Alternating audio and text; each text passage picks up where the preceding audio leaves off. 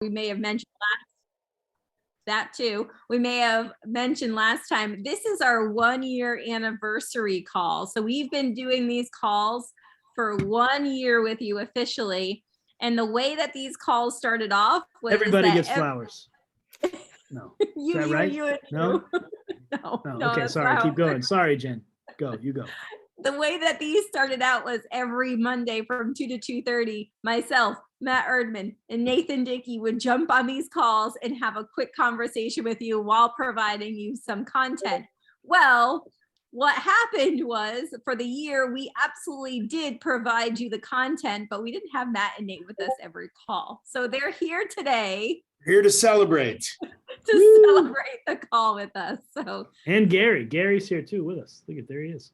that's impressive right there, right? Gary Keller Way to go. right behind us Yeah. all the way. He's always watching, like that woman from Monsters Inc. She's always watching. Okay. All right. So typically, guys, what we do first is we have a conversation with some dynamic and amazing people for about 15 minutes or so, and then we dive into the content. So since it's you guys, you got to take it away and tell us something good, something really good on this call, because they take notes. Now is an amazing so- time to buy a house. And Yes. if you call every single person that you've sold a house to in the last, I don't know, since yesterday, all the way back to 10 or 15 years, they have all probably made money, and in some cases almost doubled the equity that's in their house. So there's a huge opportunity to tell them about that and offer them an opportunity to maybe refinance, probably not refinance, but maybe tap that equity and do something else, buy an investment property. Or if they have a life change, you don't know, they may be paying for college for somebody, taking in an aging relative. If they have a second home and they didn't use it a lot, their second home is probably worth a pile of money and it's really hard to justify keeping it. So there may be an opportunity there. So I would encourage everybody to get on the phone, not an email or a text, like pick up the phone, which is something that, this thing, for those of you that are younger than, that graduated recently. What this is a that? phone. What's the curly it- thing coming off that? got a What is cord. that? Word? You put it What? up here and you talk. So a lot of times when people come to me with a problem, because we do a lot of problem solving, the first thing I ask them is, did you talk to them? Like, well, I sent him a text. Well, that's not talking to him. Well, I sent him an email. Well, that's not talking to him. Actually pick the phone up and have a conversation with the people that you've sold stuff to in the past. Any generation, the phone still works. Like my son looks at it weirdly. He doesn't know how to answer it. And his phone etiquette's terrible, but he's getting there. But he's only 14, so I've got. Does he have to time. dial 9 for an outside line, or is he good? No, he has an iPhone and I swear only knows how to use it with his thumbs, but he's getting better at actually, I always call him, I never text him, and it gets him so mad, but it's fun. Anyways, I think that's the most important thing you can do right now. And I think the opportunity that the general public homeowner has right now to either put a lot of cash in their pocket or leverage the equity, they have more forced savings, which is what a home is for most people, is forced savings. They have more forced savings than they've ever had in history. So now the opportunity is you have to go to them and try to unlock that opportunity, whatever it is for them. So I think if you're not calling, you're remiss. Nate Matt, your Dickey turn. coming in strong for the start here. I had to go first because as soon as he talks, he's better at this than me. And I'd be like, oh, I gotta follow him. So that is not true. And I tried to talk faster because I wanted to go first to make sure that you didn't steal my thunder. But I will. Is it my turn yet? Yes, Absolutely. your Go turn. ahead. Go ahead. So I am going to piggyback on the same topic, though. We all know there's a massive shortage of inventory, regardless of where we are. What we can't forget or don't want to miss is that there is a massive amount of off-market inventory that is moving, right? So piggybacking on what Nate said, and I'll give you a personal example. On my street, there are about 15 houses. It's a cul-de-sac. There's about 15 houses on the street. In the last 4 weeks, there are 4 properties that have gone under contract or sold on my street. 1 went live in MLS. 1. And by the way, these are not FSBOs. These are off-market transactions that real estate agents were involved in. So the biggest thing I can say that piggybacks on top of what Nate is saying is right now people are in a really weird place. It's a chicken or egg situation. They're seeing appreciation. They're seeing their equity go up.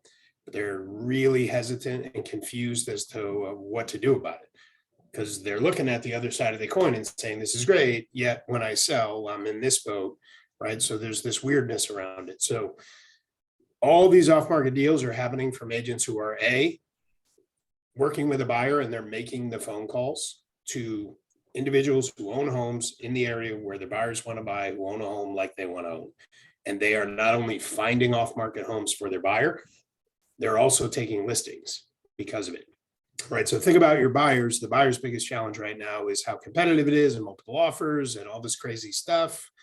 Well, if you can do an off-market deal, it's a lot easier to get your buyer into the property without all those competitive challenges that take place. And there are a lot of sellers right now who want to unlock the equity, but they also don't want to deal with the chaos. So if you have your buyers, do circle prospecting for whatever your buyer needs are, and every single property you sell, make sure you're circle prospecting both by mail and phone around those listings. Those off-market deals on my street, 2 of the 3 are with agents from my office. And the reason that is the case is I reached out to my agents who sold properties nearby and told them to pepper my street.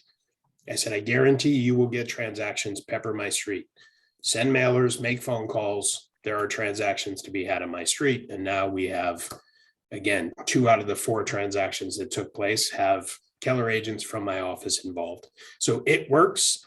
And by the way, we have to unlock the inventory. There's a log jam right now. So making those proactive phone calls, number one, makes you way more valuable to your buyers because you're doing the work to get them into houses that other people aren't seeing, and you are going to pick up other sellers. I agree. Right. And So- can we talk about the equity conversation for a second, Nate? Because you brought up even if they're helping them refinance, right? Right. Let me jump on something he said though, because there's a couple things that I think you can do. Did you tell in that story, Matt, did you tell about the person that undersold? No, I didn't. So of those 4 properties, the first transaction that took place off market, I saw the sale price and immediately knew that individual left a minimum of $150,000 on the table. Did that person use an agent? They did not. Okay. So that was the one. They had an agent, not a Keller agent, who helped them with the transaction. They left $150,000 minimum on the table, right? So when I found out they sold, right, I'm a realtor. What did I do? I went to public record. I pulled the search to see what they sold it for. Then I had a heart attack when I saw what they actually sold for. Immediately, that's when I reached out to agents who recently sold properties near me, my agents, our agents, and said, you got this for this house, this for this house, send just listed postcards to my street. They need to know what properties are actually worth, follow up with phone calls. There are people on my street that I am 100% sure. And I didn't know necessarily that anybody was selling. The dynamic was just there. They're large homes. They're people whose kids are already graduated. Right? In Connecticut in particular, prior to the pandemic, there wasn't a lot of appreciation on higher end homes, larger homes. And now all of a sudden we've seen, an accumulative 24, 25% appreciation over an 18-month period. That's a lot of equity on a big house. So I just knew the stars were aligning, that people in these situations would be pulling the trigger. And sure enough, now, that's exactly what's happening. So again, there's a huge amount of opportunity there, and you have the opportunity to get involved, simplify the process for them, and make sure they get what they should be getting, whether it's on market or off market. So I would- Matt, I there would- is a question in the chat section, and I'd love for you to handle this. It says, if you find a house for a buyer, does the non-MLS seller cover the buyer agency fee? So everything is negotiable. It's just like every other. This would be my advice. You start with this. It's like making an expired call. If anybody has ever prospected expires, your goal on that phone call is simply to make an appointment, period. You don't get into the details, the minutia, you get an appointment. So all of that can be negotiable. What is working really well with the off-market transactions is if you're making the phone call and saying, hey, this is Matt Erdman with Erdman Real Estate Group at Keller Williams Realty. I have a buyer looking for a home just like yours, specifically in your neighborhood. I know your home isn't on the market. I'm just calling because I'm curious. Is that a property you would consider selling if somebody made you a bona fide offer? Right. And then you open up the dialogue. And then if they ask all those questions, in my opinion, the easiest thing is to say, let's get the buyer, if you're okay with it, let's get the buyer in, see if the home is a fit for them. And then we can figure out all of the details. One of the advantages is if you come in that situation, your buyer isn't dealing with a competitive situation, and you also have the ability to talk to the seller and find out what's important to them. Most of the time, what's important is timing. So now you get to have the conversation about the commission, negotiate that, but you can also have the conversation with the seller about where are they going, when do they want to move, do they want to rent back, do they just want to postpone the closing to get it to align with something else they're trying to do. You're suddenly in control of the entire transaction, as opposed to when we're dealing with MLS and we're basically just scrambling to just jam everything we can possibly think of into the offer. Right? We're doing escalation clauses to obscene amounts of money, waiving inspections, yada, yada, yada, all this crazy, like now all of a sudden you get to speak directly with the seller, find out what's important to them and get those things to align. I would argue it's almost easier to do that deal than it is an MLS deal in the market today. And if you had a buyer's agency agreement, it's already in your buyer's agency agreement. I say this to all of my agents all the time. Read your agreements that you're having people sign. All of the buyer's agency agreements in all the states we reference have a line in them that tells you what the buyer is responsible for paying you. So the buyer is actually responsible for it. How it gets paid depends on how you write the contract. But if the buyer has put their faith and trust in you, and by the way, you can't market that you have a buyer client unless you actually have a buyer client. So that means they have to be a signed buyer client to market that I have a buyer client for your house. So just that's the law. So just know that that's important. So in your contract, and I would encourage everybody to read your state's buyer's agency agreement. A lot of times in that, it defines how you're getting paid, how much, either as a percentage or as a flat fee. As we deal with more competitors that are one price or kind of one side marketing, like a Redfin that markets 2% commission and that's all you pay. You need to get good at having the conversation about your buyers paying you, because it's going to be that in the next 5 years, that's going to be a huge, and really probably this year too, it's going to be a really big deal on you being able to control the conversation from the buyer side about how you get paid, because you don't want them to dictate it. They may say, well, you're only getting 1%, or you may, or a one apple. But it's so really, really important that you learn how to have that conversation about getting compensated from the buy side, and make sure you're comfortable with it. All of our contracts in New England set you up to have the dialogue.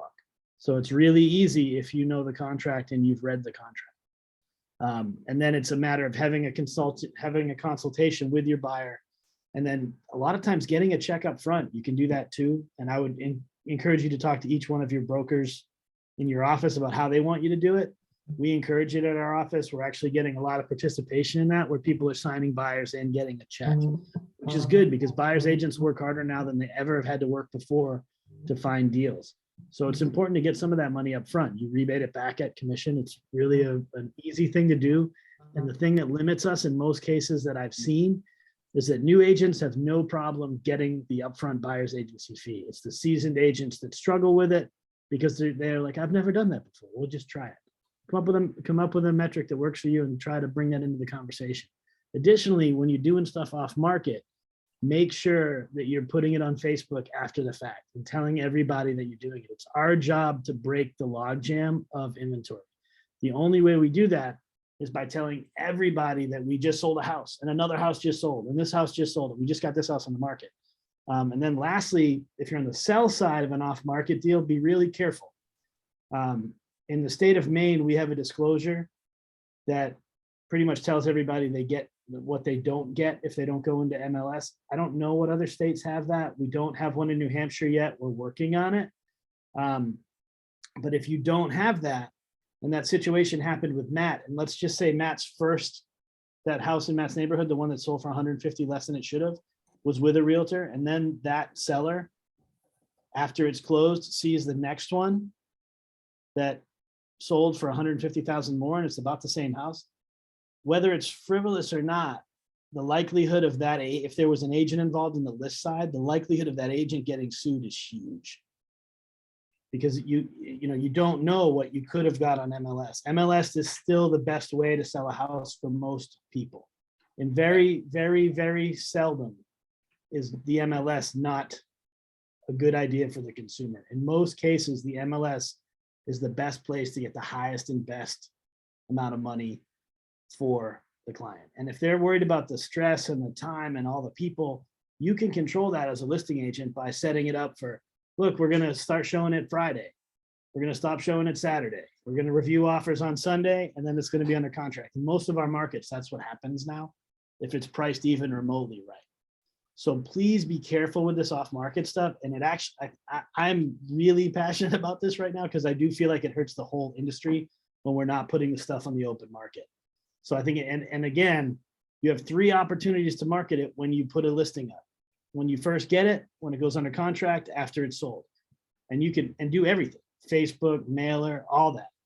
So you 3 opportunities for every listing. Super important. That's it. I'll step off my soapbox. You're on fire today and I love it. There's 2 other things I wanted to say, and then I'll stop talking unless you ask me to talk more. One, for the people, when you guys have a listing, how many of you are still getting multiple offers on your listing? Right. Yeah, pretty much everybody. Right. So when that property sells and you send your just listed postcards and you hopefully follow up with phone calls and circle prospect that area, obviously in an appropriate way via DCP regulations. But when you do those things, when you have those multiple offers, that just listed communication, however you're delivering that, should include the fact that this property just sold and we had 9 disappointed buyers who wanted this home and unfortunately didn't have the opportunity to move in. Who do you know in the neighborhood who's looking to sell? Because that's a real thing that you can actually market, and that's a very compelling message. If I'm thinking about selling and I get that as opposed to just the just listed, but it actually makes the statement that there were 6 disappointed buyers who wanted this home and unfortunately didn't get it. Who else do you know in the neighborhood? That's a very compelling message. Somebody asked the question about expireds. Would you send expired listings to your clients? I personally would look for the expired, reach out to the expired, and if they are open, then I would send the expire over to the potential buyer. You have expireds in your market right now? Who asked that question? There are not a lot. However, that is another pool to prospect to, is to go look at old expireds. Yeah. So go pre-pandemic and do searches for homes that match your buyer needs that expired prior to the pandemic. That is more likely to be a fruitful group to be prospecting than current expireds, which there are very few of. Yeah, absolutely. Go back on those expireds a year, if not longer. Even the ones that are trying to sell before the pandemic. That's a really good list to pull as well. So go ahead, Nate. And so this will be my lab. This is kind of a epiphany that we had. Now you know why she doesn't let us on the calls anymore. Yeah, we just dominate the call and overtalk everybody. This is what tomorrow is going to be like. I hope we see you all tomorrow and the rest of the next couple of days in Connecticut. A lot of over talking and having fun. It's okay. I can't mute them in person. You know that, guys, right? I could do it here, but I can't mute them in person. I mean, stop us. So for the first time in like ever, and I say ever, I've been selling real estate for a little over 20 years, and we've never had a situation like this before where lots can actually be sold to an end user at retail, where they'll wait for a builder. I mean, it would happen occasionally, but not like it is now. So if you are out there and there's lots for sale, or you've talked to people that have lots that were never able to get quite what they want for them, the phenomenon that we have now, because inventory is so short, is people will actually buy the lot and then wait to find their builder later. So, I mean, there's a great opportunity to put a listing in your pocket, like a sale in your pocket now by selling the lot, and then staying in touch with the person that bought the lot to sell their house after the new house is built. And that may be a year from now or 2 years from now. So there's a way to get a few deals out of that. And I don't know what it's like where you are, but up here, there are a lot of subdivisions and single lots that didn't sell over the last 5 to 10 years. So if you pull lot expireds, that's a whole different way to go at that stuff. And a lot of that stuff is like a buyer will buy it because they can finance them, or they'll come in and pay cash because they're sitting on all kinds of equity, or they could get a home equity line off the house that they have now, buy the lot, get a builder to then contract to build, which is probably going to be a year to 2 years out. to get their house built. And then, so now you're going to get a deal on the lot, deal on the house later, and hopefully deals off that later. And you're going to become a hero to the builder, to the builder you gave it to, and to the person that you helped get a house. So we've never really been able to prospect that. A lot of times when we find lots, we go to builders and there's usually not enough juice in them for the builder to buy them. In this case, you can go direct to the consumer, the end user that's going to live there, and they'll pay retail. So if you have people that have never been able to get off lots, this is like the best time to call them back and be like, hey, you know what? We should try to sell you a lot right now. Do we have an approved septic system for it? Do we have get whatever you have and put it on, because now is a great opportunity to get retail for it, which is something we probably wouldn't get before. So, big opportunity in that. And I don't think there's a lot of people prospecting that until right now. We told you guys to go do it. So now you guys can go do it and get a bunch of lots, put them on the market. And then go find a builder who you can refer the people to. And then that builder will love you forever and give you listings forever. So we got a new t-shirt, a lot of lots. We're going to get a lot of lots, buy dirt. Buy The dirt. moral of the story is buy dirt, dirt. whether you're on this call or you're helping somebody buy dirt, right? I love Right. it. Who had that on their shirt recently? Anyone we know? The big man himself. Right behind you. Where'd he go? He's disappeared. He knocked it over. All right. All right, we Let's do ready? this. Okay, let's do this. Thank you guys, by the way. Thank you, Nate, Matt. That was fire. All right, guys. So we're going to go quickly through this. These are your social media agendas this week. Did you guys know that Outfront also provides you with a ton of information that you can also use? They give you prompts. And they break it down every single day for you on Outfront on different things you could be doing. And we all know those daylight savings posts are coming. We all know them. They give you a way to say them a little differently this year. So check out that one. Well, All let right. me just say something really quickly on that. By the way, you just clicked on it and it was kind of like quickly you went bloop and then exited out. It said subscribe now. It automatically pops up. So if you're not getting the Outfront subscription, all you have to do is click that button. Just don't exit out like Brooke just did, and you'll Yes. get these as well. And if you're not sure if you're on it, put your email anyway, because it will not duplicate the emails for you. Okay. All right. You want this one, Jen? Sure thing. That's a lot of words to say, home warranty. And my computer is on small font. So I'm over 40. I can't read it that clearly That's anymore. okay. I zoomed it in. I'll do it. So I'm only going to read the beginning of it, guys. But basically, if you're buying your first home, you've probably heard about homeowners insurance and home warranties, but how are they different? So this is a great post to tag people in on as well. So tag your preferred insurance partners on this. Get into conversation. Does anybody remember the magic amount of words for engagement on a post? 5. Okay, never mind. Oh, was it somebody else was supposed to answer? Sorry. Okay. Did I get it right? You I good. could jump in, Jen. It's 5.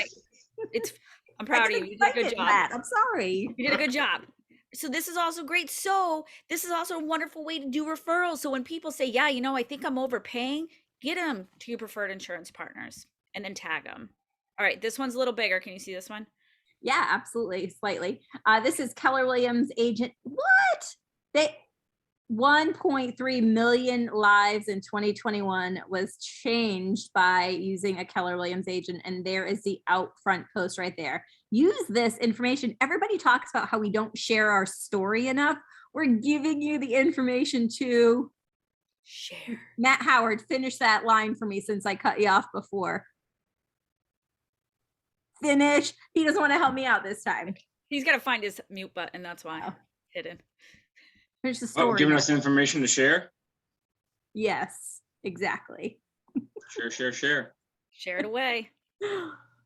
All right, so that is our content for this week. But you know what? We really want to throw it back at our listeners here, or people who come on. We're up to about 80 every week we come on. It has been a year.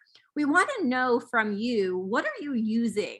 What are you actually using from this call, and what are you benefiting? What's the value for you coming on every week? So we really would love, Erica, are you on the call? I thought I saw her. Erica? Yes, I am. Erica, hello there. I'm going to pin you because this is an important piece right here. Okay, I'll stop eating my Chipotle just for this call. Thank you. Thank you for that. So Erica is the master behind what you guys get every single week for a year. It's been a fun experience for Erica to develop this content for you. And Erica, what did you want to say about it? So I just want to know, are you using it?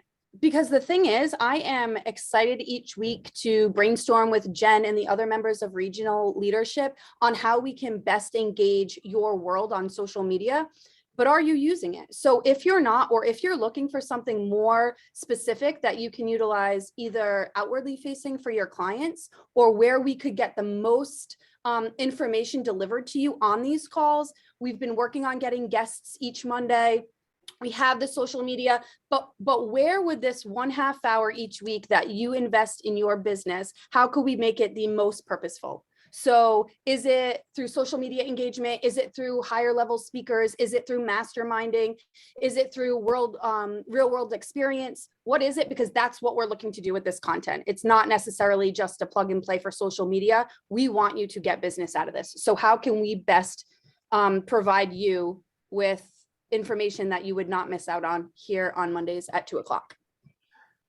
So we're getting some really great feedback in the comments so far, Erica. So I think, please, we have 77 of you on. We are giving something away, so don't leave the call until the end. Matt and Nate, did you know that we give something away every week? Still? I do. I love it. I think it's awesome. And you have to be keep here to doing win. Okay. As long as everyone knows the most valuable thing that they get is the content and the skills, the rest is just gravy. That's right. Gravy. It's just gravy over here. Gravy. Mine is red gravy. Anyway, so Erica, looks like we're going to keep our content going. Any can you put your contact information there? So if anybody has any questions about it, they could throw it to you directly. And we appreciate that feedback, guys. All right, Brooke, you ready to name our winner? Or do you want to show them what they're winning? Or do you want me to tell them?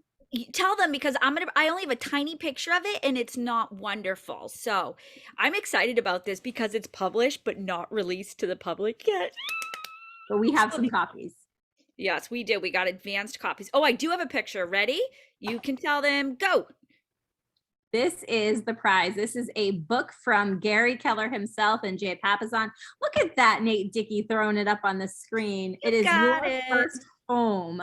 This is a wonderful present to give out to your first-time home buyers, or anybody, honestly. It's a great book, and they just updated it and released it, and we have it in our hands. So, Yes.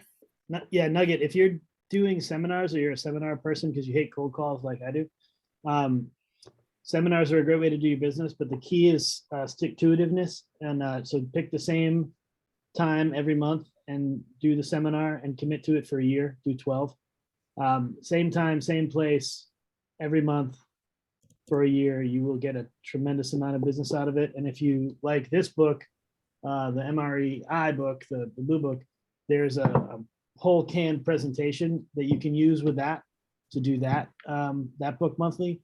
Once you start doing that, there's a father and son team out of Canada that's all they do for prospecting. Is they have a monthly seminar, and all their stuff is around the monthly seminar for MREI. And no one in the lower 48 that I know of is doing it at a high level. So the opportunity to do that in our market is huge. Go ahead. Nate, I just want to share on the Millionaire Real Estate Agent seminar concept. I did a real estate investing class for our market center, and we put it on Eventbrite and accidentally made it public. And we didn't realize it went public, but it sold out very quickly because we were doing it in the market center, so we could fit like 50 plus people. So we ended up, it sold out like 60 people, and then they showed up that day, and I realized there was a whole bunch of faces there I didn't recognize, and I started asking people to introduce themselves and started finding out half the room were not real estate agents, were not my agents. They were just regular people who saw the advertisement and registered. Like completely by accident, there was 25, 30 people in the room who were consumers who showed up to learn about investing in real estate. So it works. Yeah, we So have, I'm excited about I have this two program. agents in my office that have started a group. It's about 3 years old. They have a mortgage guy that pays for it. They meet at a restaurant that's closed. They open for this group. It's a landlord group. And they're there every month, same time, consistently. They've pulled a lot of deals from it, and it's a great thing to do. And if you hate cold calls, if all your discussions become around the event that you're about to host, it is no longer a cold call. You have a reason to have a conversation. So, and if you build investor clients, then you have clients for life if you're good at it. So, Absolutely. Very good point. All right. So we need to name a winner before everybody jumps off here because they have to be here to win and we're over time. Okay. So I used Brooke, Cassie's have little the- sheet, number 26, and I'm sorry if we botch last names. We try so hard. Heidi Nottinson. Did I say that right? Are you here? I am here and I'm so excited I finally won something. I'm pinning you. Hi. Welcome, welcome. Thank Is you. this your first growth call? This is my, I think my fourth. All right. Congratulations, Heidi. We're happy to have you on. Thank you Thank so you. much. And I hope to see you at the masterminds this week. Just a quick plug. I put it in the chat. If it's still, there's still time to get a ticket, by the way. Tuesday through Thursday. And Heidi, congratulations. We're a little over time, but we're going to connect with you to get the book to you. Thank you. All right, friends. Happy anniversary. Thanks for sticking with us. We're so happy to play with you every Monday, 2 o'clock. Bring a friend next week. Bring a We need to friend. get over 100. You need to get over 100 next week. Yeah. Yes. All right. Thank you, Matt and Nate. You guys did a wonderful job. Thank you, Appreciate guys. Have a Bye, great week. everybody. See you at Masterminds.